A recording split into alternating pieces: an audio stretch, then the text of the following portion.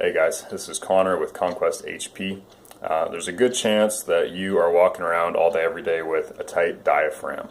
I'm talking about the diaphragm that sits just underneath the ribs, or just underneath the lungs rather, kind of just beneath the sternum, rides around the entire rib cage.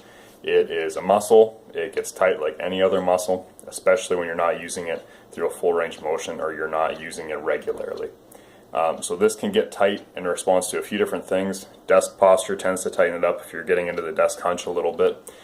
Stress can definitely tighten it up. Faulty breathing mechanics. So check out my other videos on diaphragmatic breathing, where we're talking about breathing into the stomach first and then expanding the chest, not the other way around.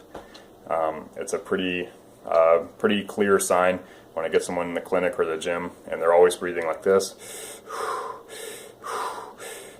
If the chest and the shoulders have to go up for you to get a breath in, it means that those lungs can't expand downwards because the diaphragm isn't moving anywhere. So if you're breathing like that all the time, really easy to get tenderness and tension in the muscles, the smaller respiratory muscles up here. Very uncomfortable feeling, can feel like someone's sitting on your chest. And it can be really hard to get enough oxygen in on every breath because you can't expand the lungs as far as you need to. So low energy, poor endurance, yada yada yada, really tough to relax, all bad things. So to get rid of this, it's good to have some manual work done, so you can have like an actual hands-on release of the diaphragm. But if you're not close to a therapist that you're comfortable with working on that with, then you can do a breathing exercise instead. So for this exercise, you're going to take the diaphragm through a full range of motion. It does move, so a full exhalation, a full inhalation, and you're going to hold the end parts of that range of motion. So when I fully inhale, I'm trying to expand my lungs downward, expand that diaphragm downward, so I'm breathing into my stomach. That's what I'm thinking about doing, is breathing into my stomach. Of course, there's no air going into my stomach. So I'm going to breathe into the stomach.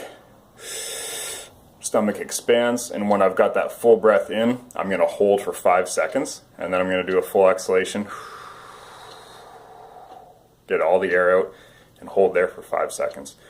So for me doing it, it's going to look like this. I'm going to put my hand right on the top of my stomach so I can feel it expand first.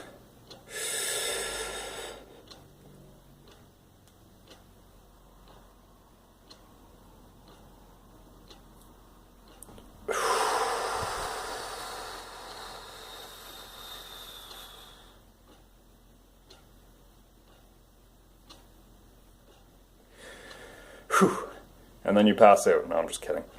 But take a couple seconds to normalize your breath after you do that, and then repeat for 5 reps total.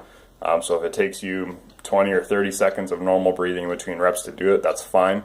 But this is a good exercise to do kind of within an hour of bed, because you really are getting some more movement in that diaphragm, and you're training nice deep breaths, really controlling the breath so it can help you wind down. But the idea here, expand your ability to get air into the lungs, expand your ability to actually use that diaphragm to pump air in and out. It's going to help with endurance right away, your ability to relieve stress. If you can't move that diaphragm down, you're stuck.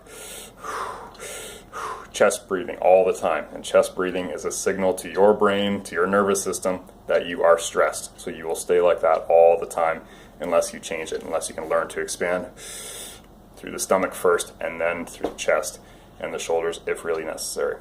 So try that out. Check out my other videos on diaphragmatic breathing and leave me some comments. Definitely like the video, subscribe, and yeah, let me know what you think. Let me know how it goes.